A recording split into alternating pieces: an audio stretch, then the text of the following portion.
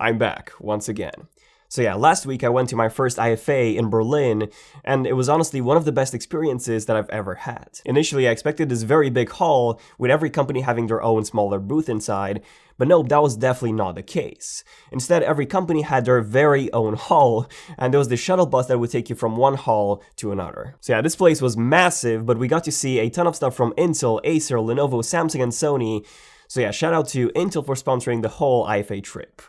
And yeah, it was amazing overall. Like I said, I did get a cold, as you can probably tell by my voice, but other than that, it was awesome, and I'll definitely go again next year. So I wanted to record this video at IFA and also get it edited during last week, but we had literally zero downtime, so this is why this video is a bit delayed. But a big Apple event is actually tomorrow, so there's still time for you to hear everything about everything that Apple is going to announce tomorrow at the September 2019 event. So get those snacks ready, and here are 13 things to expect from tomorrow's September 2019 iPhone Apple event. To keep your Mac running fast and secure, check out Intego's Premium Bundle X9 that includes a number of very useful tools for your Mac. Use the link below to get a 60% discount. Okay, so first of all, let's talk about the invite itself. Apple usually includes hints or Easter eggs in the invite as to what they will announce at the actual event. And in this very invite, we have an Apple logo that's colored in 5 different ways. Now, personally, I do think that this hints at the 5 colors that the iPhone XR successor will actually come in. I'm not really sure what else those colors could hint at. Now, the motto for this event is "Buy Innovation Only," which is a bit of an odd one, especially since, everything that we are expecting from this event would actually be an iteration of previous generations rather than something unique and truly innovative. So maybe, just maybe, Apple will have a one more thing to show us. And the event is being held tomorrow, September the 10th at 10 a.m. at the Steve Jobs Theater in Cupertino, and this will actually be the first Apple event that will also be live streamed on YouTube. Yes, YouTube, not just apple.com. Okay, so the first thing that we'll see at this event would be the successor to the iPhone XR. However, this won't be called the iPhone 11R, but instead it will be called the iPhone 11, at least according to all the leaks that we've seen. The design would remain identical to the iPhone XR, from the front at least, however, we are getting some improvements here. So, for example, we're getting a dual-lens camera module from the single lens that we had before, and then we're also getting those brand new colors that could actually be the same ones that we've seen on the Apple logo from the event invite. And then the iPhone 11 itself is getting thinner by 0.5 millimeters. We're also getting the Apple A13 processor from the A12, as well as 4 GB of RAM up from 3 GB. But yeah, aside from this, everything is exactly the same. So we have the exact same massive notch, the same very noticeable side bezels, and the same sub 1080p 6.1-inch LCD panel in 2019. But hey, the camera and the performance are very good on this, and same goes for the battery, which will also be increased to 3110 mAh from 2942 that we had on the iPhone XR. So that was the iPhone 11, but we're also going to have the iPhone 11 Pro. And this will come in 2 sizes, so 5.8-inch and 6.5-inch, so these are basically the successors to the iPhone XS and the iPhone XS Max, only that they will be called the iPhone Pro and the iPhone Pro Max. Yes, Pro Max sounds like some sort of painkiller, to be honest. In terms of what extra features we do get a triple lens camera module on both from the dual one that we had on the iPhone XS and the iPhone XS Max. So with this, we get a triple lens module that allows you to take wide-angle shots, which is pretty cool. Aside from this, we also get an improved haptic engine, but we do lose on 3D Touch. Yes, 3D Touch is being removed, and then we get reverse wireless charging, which allows you to charge things such as the 2nd generation AirPods with a wireless charging case from the back of your iPhone. So yeah, that's pretty cool. We'll also get a fast wireless charger in the box, finally. But yes, the iPhones will still come with a lightning port, unfortunately. We then get the Apple A13 processor and still 4 GB of RAM. But I mean, that's it. There's no new design, we have the same big notch, and nothing really that makes this new iPhone stand out from the competition, as fast charging and that wide-angle lens are actually things that other Android smartphones have had for years now. But honestly, do watch our Final Leaks and Rumors episode on the 2019 iPhones. It's close to a 20-minute video in which I cover everything that you need to know, including things such as Apple Pencil support, improved water resistance, and improved glass that's more shatter resistant, and so much more. This video is basically a very quick recap of everything that you need to know about all the things that Apple will release at this event. Next up, we have the Apple Watch Series 5. So this will have the exact same design as the Series 4, however, it will come in 2 new casing material options, ceramic and titanium. It will very likely come with some new health sensors, we've actually seen some leaks that it might include a glucose monitoring meter, which is pretty useful, and possibly even an air quality meter. But the most likely new feature that we will see in the Apple Watch Series 5 is actually sleep tracking. So we've actually had some pretty recent leaks actually in the past few days that point towards Apple finalizing this for an announcement tomorrow. Aside from this, we'll have the brand new Apple Watch S5 processor with improved power efficiency. So the battery life should be a pretty noticeable improvement from the Series 4, reason why Apple is also thinking of adding that sleep tracking mode. But yeah, don't expect this to have a battery that lasts like a week. Maybe it's going to be improved from 2 days to 2.5, maybe 3 if we're lucky. But again, if you do want to learn everything about the Apple Watch Series 5, make sure you watch our video that covers everything we know about the Series 5 up until this point. So that's pretty much it when it comes to the certain releases. Now, there are a few more releases that Apple is working on that we might see announced either at tomorrow's event or in October/November at a separate event. And the first thing here is the Apple Tag, or iTag, or iTrack, whatever this thing is going to be called. So we do know that Apple is working on a tile-like accessory that you can place in your bag or on certain devices like keys, and you'll be able to track wherever they are on the map. Again, this will work very similar to how Tile works, where the tracker will actually emit a lower energy Bluetooth signal, and other devices running iOS 13 in the area would be able to pick that up. And then you'll be able to locate your devices in the Find My app. You'll actually have a separate item tab in the app, and you'll be able to assign icons for things such as, your keys, your luggage, your bike, and so on, depending on what you want to attach the tag to. I mean, this is some pretty cool stuff, and I'll definitely make some really good use out of that. And then a brand new report coming from 9to5Mac claims that Apple will also update the Apple TV with model number 11.1. And this will apparently feature the Apple A12 processor from the Apple A10X that we currently have now, and the Apple TV 4K. Also, the current generation Apple TV 4K came out in 2017, so 2 years ago, so yes, it is time for an upgrade.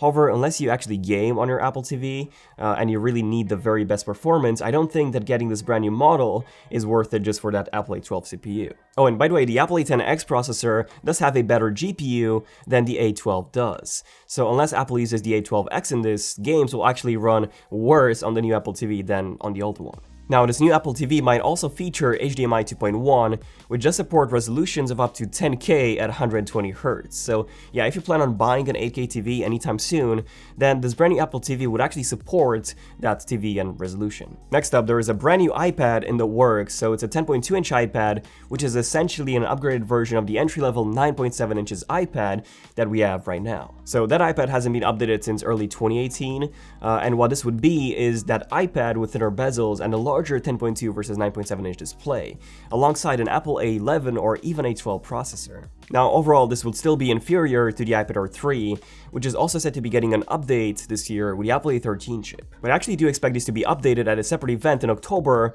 rather than at the September event tomorrow. And speaking of iPads, we then have the iPad Pro 2019, which will have the exact same design as the 2018 model, just with the Apple A13X processor, and possibly, and hopefully, a reinforced chassis as well to prevent it from bending so easily. And same as the 10.2-inch iPad, I do expect the Pro to be unveiled at a separate event in October than, tomorrow at the September event. I just wanted to mention it in this video in case Apple does announce it tomorrow, but I would say it's quite unlikely. Now, one of the things that I'm excited for the most this year is the brand new 16-inch MacBook Pro. So this is actually the next generation of MacBook Pros. We got a current generation back in 2016, and then the previous generation, the Retina MacBook Pros, back in 2012. So technically, 2020 should be when Apple should unveil this new generation of MacBook Pros. However, we will actually be getting this by the end of 2019 instead. And what this will be is just the next generation 15-inch MacBook Pro for now, and not the next generation 13-inch, which is only expected to be released next year. But it will have around the same body size as the 15.4-inch model that we have now, only with much thinner bezels and a larger display. We actually did a full, very detailed video on everything we know at the moment about this new 16-inch MacBook Pro, alongside some of my exclusive findings. So yeah, definitely give that video a watch in case you want to learn more. But aside from this larger display, we'll also be getting a redesigned chassis for better cooling and airflow, as well as a brand new keyboard. However, since we do not have any new 10th generation H series processors from Intel at the moment, the CPU would be actually identical to the 2019 15-inch MacBook Pro that we got earlier this year. So the 9980HK processor, and the GPU is also very likely to remain the same one as well, so the Vega 20 and the Vega 16. So yeah, if you recently purchased a 2019 15-inch model, there's actually no need to upgrade just for that slightly larger display. And next up we have the brand new Mac Pro. And surprisingly, this was something that Apple has actually announced and also unveiled at WWDC 2019 in full. But it's just that it hasn't been released yet. Apple did say that it will be out in fall 2019, so there is a possibility that this new Mac Pro will be released at the September event as well. And personally, I really want us to get one, at least a review, but the baseline model is just, I don't know, it just isn't worth it. It's extremely underpowered for the specs that it offers, and the higher end models are going to be an even bigger purchase. Like the retail price for the maxed out model is expected to be around £50,000 in the UK at least. So that's pretty much everything in terms of the hardware releases. Again, from all of those, only the iPhone, the Apple Watch Series 5, and the brand new Apple TV are pretty much certain to be unveiled tomorrow at a September event. The MacBook Pro and the iPads are very likely coming only in October or November even at a separate event. Now, when it comes to the actual software releases, we are getting 3 brand new things. First, the final version of iOS 13 will be officially coming to the public. And iOS 13 is a pretty decent change. So it features a system-wide dark mode, finally, an improved portrait mode, redesigned Photos app, the ability to sign up with your Apple ID on websites, fully secured and encrypted, then the ability to view a live stream from your security cameras directly in the HomeKit app, then Street View for Maps, a redesigned Reminders app, faster Face Unlock, and smaller app downloads. So yeah, iOS 13 is pretty good. It's a pretty good update overall, with a lot of new features. There's many more new features that I haven't mentioned. These are only the biggest ones that I thought would be, the ones worth mentioning. And iOS 13 works on all the iPhones from the iPhone 6s and newer, as well as the iPod Touch 7th generation and newer. There's no 8th gen, so just 7th gen. And alongside iOS 13, iPadOS is also going to be released.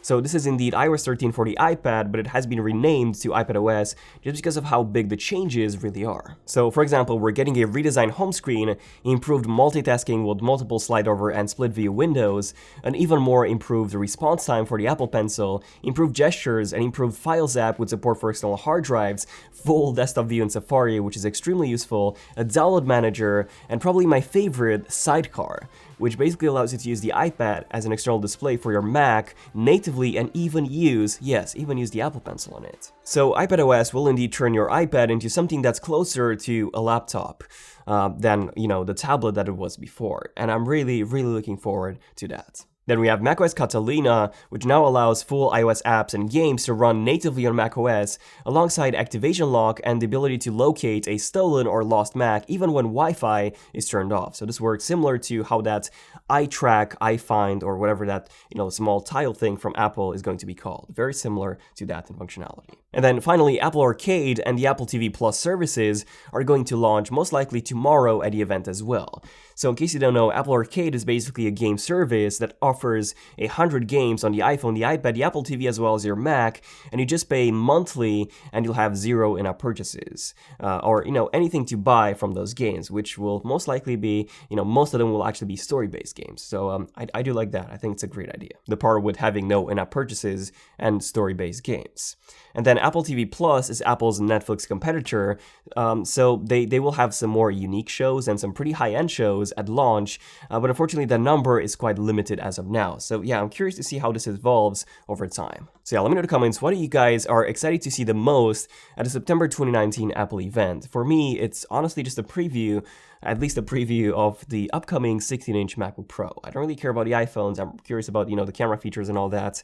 But, the design is the same as in 2018 and 2017, and other than that, it's just an extra module that we've actually had on other Android phones since 2016, 3 years ago. But yeah, definitely subscribe notifications for live, or not live, unfortunately, because we'll get a strike from Apple, but, post-event coverage on the channel of the Apple event, so that will be out as soon as the event is finished, so definitely subscribe for that. And leave a like on this video if you have enjoyed it, to let me know that you've enjoyed this video, and definitely subscribe, again, enable notifications, I already said that before, so yeah, thank you for watching. I'm Daniel, and I'll see you guys, tomorrow after the Apple event. MotionVFX, signing out. Cheers.